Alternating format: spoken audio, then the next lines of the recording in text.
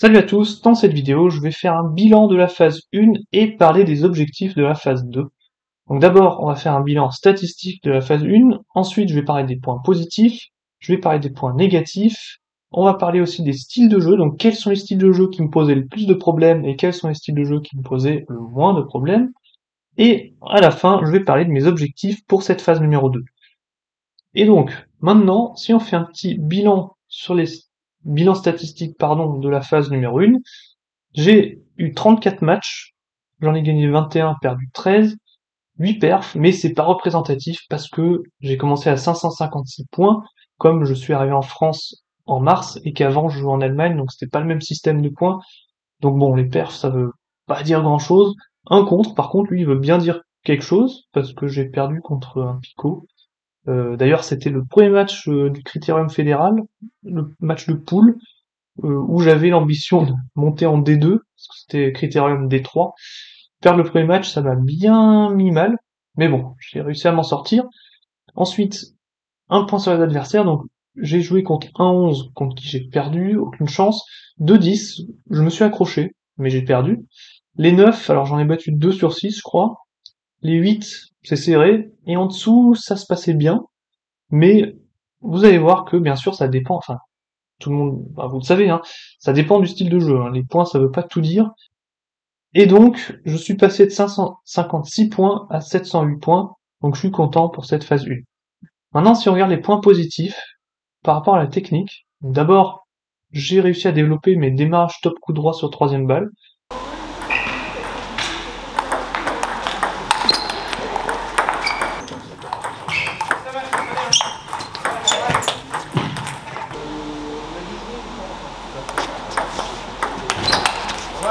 Je le fais souvent, ça marche plutôt bien, donc je suis content, ça me fait un coup d'attaque, hein, parce que justement, avant j'avais tendance à trop être défensif et trop bloqué. Les démarrages coup droit en général,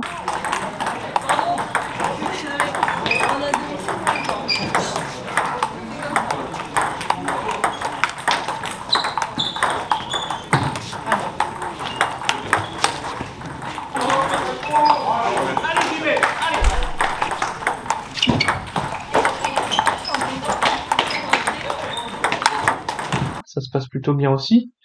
J'ai quelques nouveaux services, donc l'idée c'est pas d'avoir 10 000 services différents, hein, parce que c'est quand même difficile à perfectionner si t'en fais 10 000 différents. Vaut mieux en avoir deux, trois, je sais pas, un lifté, un latéral, un coupé, un mou, et puis un bombe par exemple, voilà, et essayer d'avoir des placements différents sur la table, pas tout le temps les mettre au même endroit, et ça peut suffire, hein. Il faut juste aussi trouver quels sont les points faibles de l'adversaire, quel service pose problème, et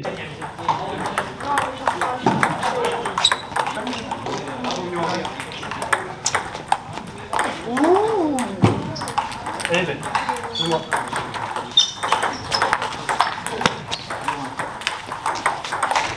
Allez les gars, allez. Oh bien.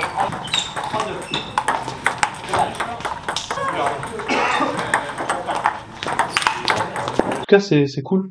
J'ai eu plusieurs services lors de cette phase, et j'étais plutôt résistant en défense à ce niveau.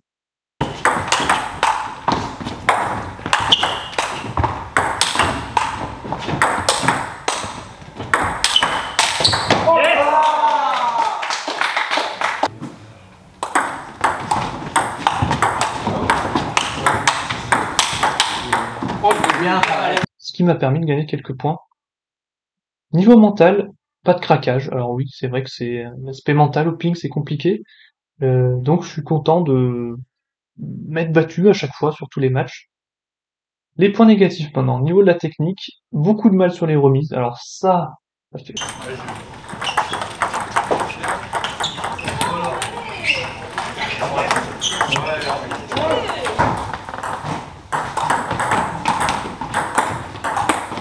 vraiment mal aux yeux. Et c'est frustrant parce que comment progresser sur ça?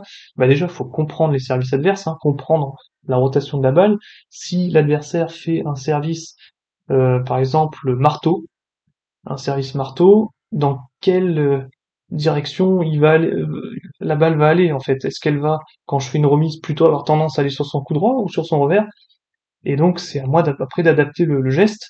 Ensuite, mes top revers sont trop aléatoires.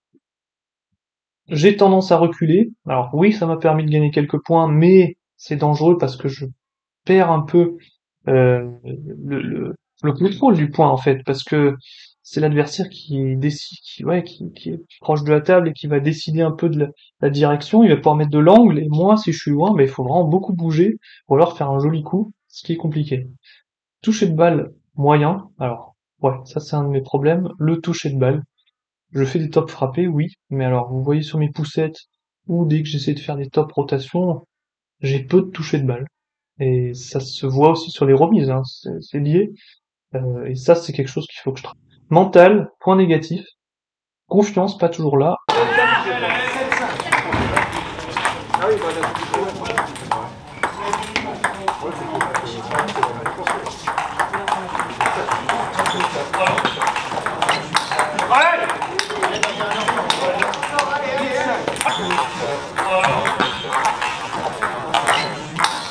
Et je laisse le doute s'installer et la frustration est visible. Ça, c'est quelque chose que je pense que je peux améliorer. Oh merde. Allez, allez.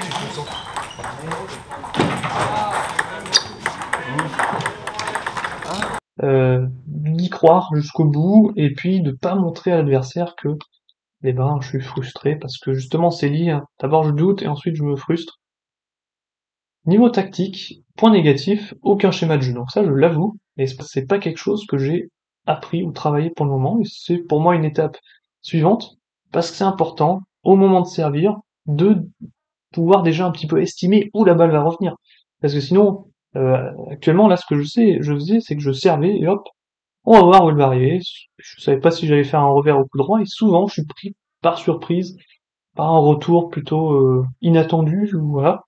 Et c'est quelques secondes qui te permettent en fait quelques secondes, mais encore je suis large, hein, ce laps de temps qui euh, qui est là pour la réflexion, pour moi, pour me dire ah mince, faut que je fasse un revers, mais je perds beaucoup trop de temps et je chie mon geste après parce que j'ai pas anticipé. Et l'anticipation c'est important. Donc maintenant, si on parle des styles de jeu, quels sont les styles de jeu euh, qui me posent le plus de problèmes et quels sont les styles de jeu qui me correspondent bien? Par exemple, les top spinners frappeurs. Là, c'est un style de jeu que j'aime bien parce que je peux bloquer et généralement je gagne le point. Contre les gros bourrins aussi parce que de base, hein, mon style c'était pas trop d'attaque et donc pas trop de risques. Et c'était les bourrineurs bien sûr vont prendre des risques, ils vont attaquer, ils vont essayer de gagner le point à tout prix en attaquant. Et ben moi comme je bloque, ben, je gagne des points, je fais pas trop de fautes sur les blocs et donc à force c'est eux qui font des fautes en bourrinant partout et je gagne. Les lobeurs, ça va, c'est des balles que j'arrive à attaquer, donc pas trop de soucis. Les top spinners frotteurs, bon c'est plus compliqué parce qu'il y a beaucoup plus d'effets, donc les blocs plus compliqués.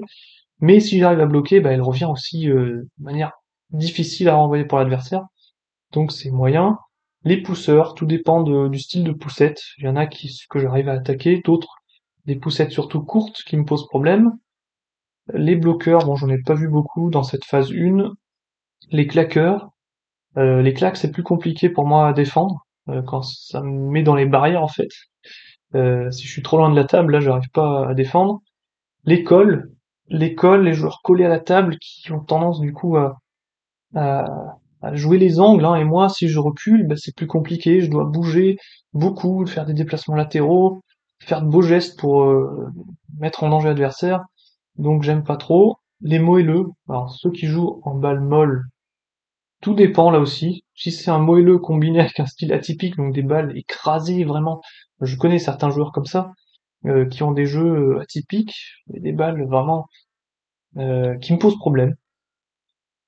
Ensuite, les contre-initiatives, bon, si j'arrive à attaquer et que je me prends une contre-attaque, vu que je saute, vous me l'avez bien fait remarquer dans les commentaires, souvent j'ai tendance à sauter sur les top coups droits. Mais après, c'est difficile pour moi de me replacer et de refaire un autre coup.